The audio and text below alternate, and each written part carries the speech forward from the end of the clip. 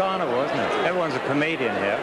You've probably heard a lot about the atmosphere, but it's really something that you have to experience to know what Melbourne Cups are all about. It's stunning. I think the Hill Stand is the most amazing sporting grandstand I've ever seen, and the atmosphere all day, and the sort of feedback from the guys who are operating and the people here in the stands and out in the enclosures and so on. It's a fantastic atmosphere, and at the same time a sort of great enthusiasm for the sport. What about that roar that goes up as they jump out of the gates in the Melbourne Cup? That's something else, isn't it? Oh, it's stunning, and I mean, it's sustained all the way around, isn't it? And the result, well, I feel so sorry for Shane Dye getting off this horse, but as you can imagine, coming from Britain, one thing we didn't think this horse would do was stay the trip. We certainly didn't think he was brave enough to win, and I, for one, go home with egg on my face. Just one last question. We know the Melbourne Cup is gaining an international reputation. Just how big is it back home? Has the word spread about this race? Very much so. There's never been a build-up for the race like there was this year, and we really thought, well, we've cracked it now. Dermot Wells won it last year. We know what to do, but it's not as simple as that. Dermot's a genius. Quick Ransom's run was really disappointing. He only beat 2 home. So I think we've got a bit more homework to do before we come and beat you every year. And we'll win the Ashes before we win this again. Well, that was one thing last year when Vintage Crop won, that everyone was saying, oh, they're just going to come over here every year and pinch our cup. And Quick Ransom is a pretty well-performed handicap horse, but he finished near the tail of the field today. So it's not a matter of just turning up to win it. No, I mean, it's a hell of a thing, as we all find out when we fly out here, this business of 12 hours change. And it's not easy for horses because no one can explain to them exactly how they adjust. Human beings take a job adjusting, and it's something that's not going to happen every year, I don't think. But we'll give it another shot, I'm sure. Julian, thanks for your time, and I'm glad you enjoyed your first Melbourne Cup. It's been a great day, Peter. Unforgettable. Julian Wilson from the BBC talking about his experiences on Melbourne Cup Day. As they get set now, the stall's being loaded up for the running of the final event. So we'll go up to the commentary box, and Dan Malicki and Gary Willits for the last time on Cup Day at 94. Thank you, Pete. That's Port Watching screen for Jimmy Cassidy, Gary Willits. A pretty handy field of sprinters here. Oh, very good. I like Belzer there. I thought his run was very good at Caulfield. Didn't have a lot of room. Port Watch, he was used up last start. He might run a lot better today, but it's a very tricky race. But look, Dan, I'd like to congratulate David Hayes on the win in the Cup, but also this morning they lent me the blinkers, the one-eyed blinker, and also that bit. They had it all ready for me, him and Gary Hennessy, and it was great of them to do it. Yeah, they certainly have been most helpful all through the years. I ran into one happy punter that back June because he was watching us talking about the blinkers. It's good to see. Now they're just about set for the last event. Night on, last race of Melbourne Cup Day, and they're off and racing. Social Rule a little bit slow to begin, and Belzever dwelt a little bit at the start. Hot to Race has jumped out in front, and it's going to lead from Port Watch. Sub-Astral was up there in the early part, and Legal Regal forward. Ensign Newitt's caught off the track, but he'll have to go forward. Then Belzever, Star Dancer getting through on the inside, going to end up in about 7th position. Let's Cut Loose is up towards the lead. So as they settle at the 1,000, Hot to Race in front, Ensign Newitt second, 3/4 of a length to Port Watch. Then Legal Regal, Let's Cut Loose and Sub-Astral. A length back to Star Dancer. About a half a length behind them, the Cohort is going up 3 wide with Cogitate in the middle. A length and a quarter then to Sport Speed, and then Belzever, one off the rail. Next was Dr. Hook, and then Blue Boss as they come to the home bend. Teos was back to second last, and Social Rule at the rear. 5:50 to go. Hot to Race has got well away from the rail. Comes about 8 off the fence into the straight, enabling Port Watch and Legal Regal to make up a little bit of ground on her. Then Star Dancer and Sport Speed has got a beautiful run up along the inside. Port Watch has got to the front though with 300 to run, but Sport Speed and now Social Rule running on from Legal Regal. Then Dr. Hook. It's Sport Speed in front. Social Rule trying to run it down. Port Watch on the outside. Sport Speed and Social Rule. Social Rule going to Sport Speed. Social Rule's got its bib in front end. Social Rule won it. Second Sport Speed. Cohort flashed and grabbed third from Port Watch. Then Dr. Hook followed in by Teos. Next was Blue Boss. Legal Regal, Belzever. Hot to Race next, and then Cogitate, Star Dancer, Sub-Astral, Ensign Newitt, and Let's Cut Loose. Rodney Griffiths again. By geez, riding well. He really got down and rode this horse out and used all that strength we saw him use on Blevick in the Derby. Well, that horse was last, and a conspicuous last on the turn. And if you've backed it, expect these following dividends of $25.70 and $7.10. Sports Beat $2.30 was aided by a Dream Rails run. And Photo for third, but Cohort has absolutely flashed home. It took it a long time to get warm. $6.40. The time was 1:23. A big effort, Social Rule and Cohort. They're in the race at this point, but on the turn they were back second last and last. Here's Port Watch. He's the one in the middle of the track. That's really the worst place to be at this stage. And here's this big chestnut coming through with the white face and blinkers, 3 off the fence. And look at Rodney Griffiths, his beautiful balance. You know, you can just see this. He's just improved. He had a stint in Ireland, and boy, he's just improved as a rider. He's riding very well, Dan. He got the better of Sportsbet, who fought on courageously. He wouldn't give in, and the margin's only narrow. And look at third. Third's very tight, but Cohort does get third. It has flashed home. I'm amazed that Ryder's got a long way off the rails here, but the horses actually finished first and second, were aided by those dream runs. Social Rule was last and probably went behind 2 horses. Well, you can see Port Watch is the widest horse here with the blinkers. He's actually drifting out, and now he's sort of straightened up. But normally that's the worst place to be on a track, and you can see 3 off the inside rail in the red, the white blaze and black blinkers is the winner. Social Rule, ridden by Rodney Griffiths. Clever ride at pretty big odds, and he's made amends with a double. Johnny Letts, Rodney Griffiths with his win on Social Rule. A great win too, and I said to Rodney just coming back, I said, Rod, did you plan to ride him like that? He said yes. Rod, very impressive win. Yeah, it was great, John, you know, because I rode this horse last start, and I said to Bill Mitchell when I come in, I said, don't pull me off your next start, Bill. I said, he'll win, you know, the right race. And he said, what about the Royal Hong Kong Jockey Handicap? I said, he's a good thing, so I'm only half a bad judge, mate. Oh, that's, no, I wouldn't say that, Rod. But it was a good effort because you come from last on the track, which is getting pretty heavy at the moment. Yeah, the track's all cut up on the fence, and, you know, June got up there and won, so... Congratulations, Rod. Good ride. Johnny Letts with Rodney Griffiths.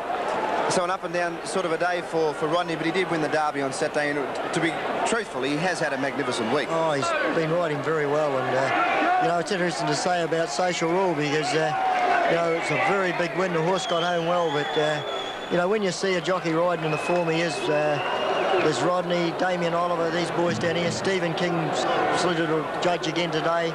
We've got some good young riders here. We certainly have, and I understand the quad extra today, if somebody's got it at home, is going to pay in excess of $209,000. So some pretty big dividends, of course. We've got some long prize winners up. 11, 8, 13 are the placings. 4th, number 7, which was Port Watch.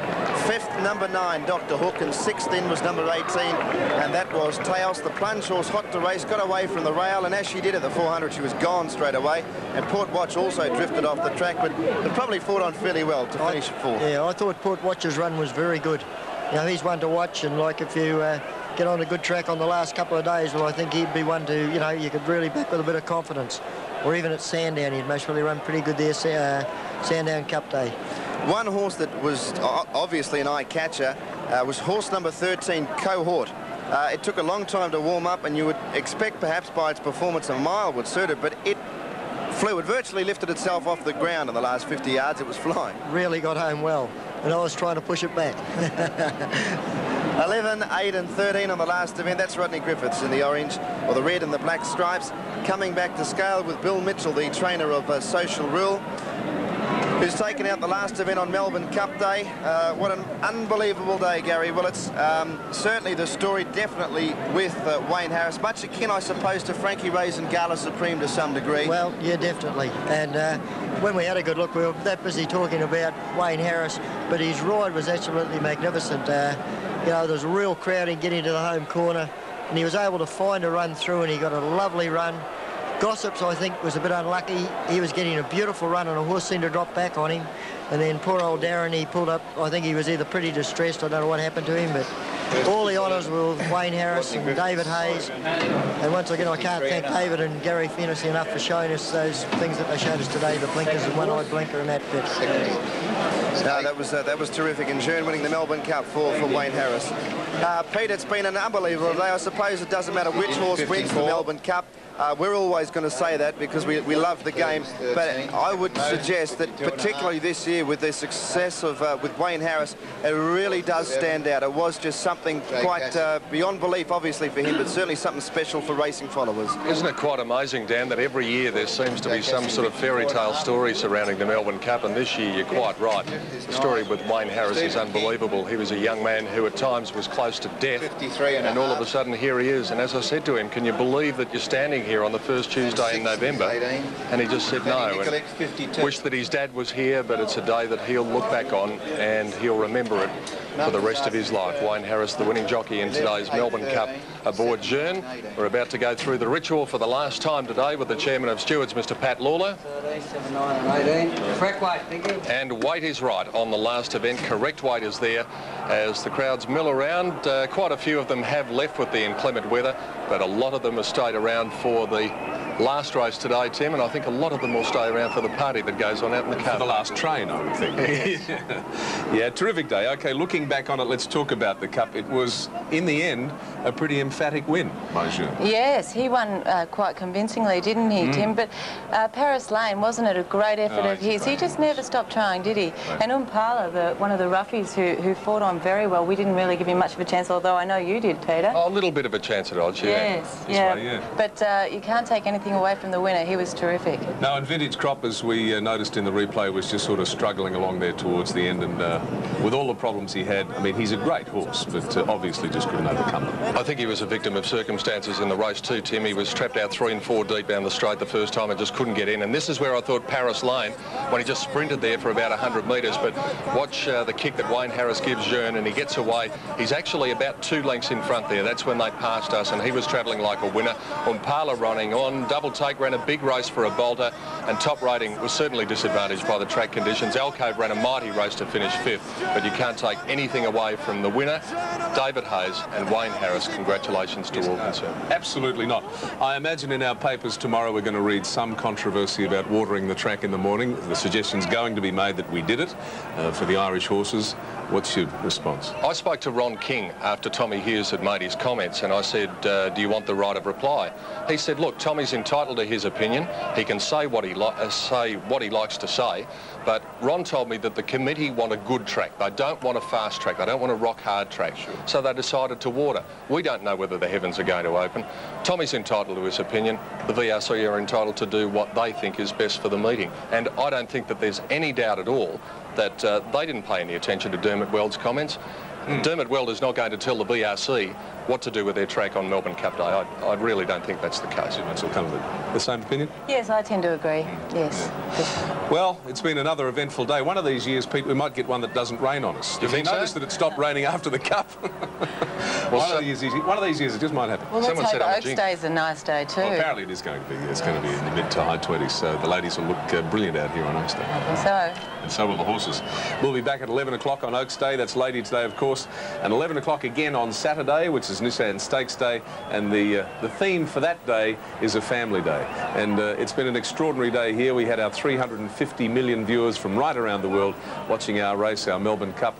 As we've said earlier, it's only a little icon to perhaps some of us, but to the rest of the world and most of Australia, it's the great race, the Melbourne Cup for 1994, won by the stallion Jeune on this occasion. So please come back and join us on Thursday for Oaks Day, Ladies' Day. From all of us here, Pete Donegan and the rest of the team, goodbye from Fleet.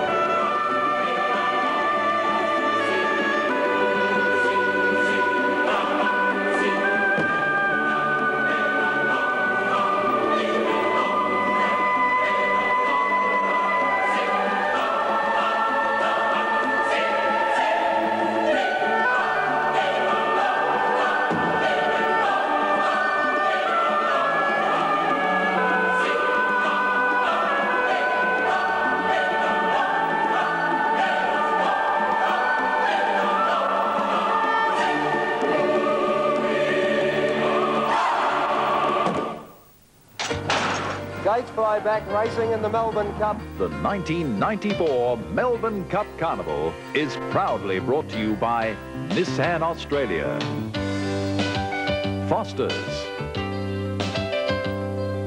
Qantas, Cusson's Radiant Concentrate, Double AMI, Pizza Hut, and Crown.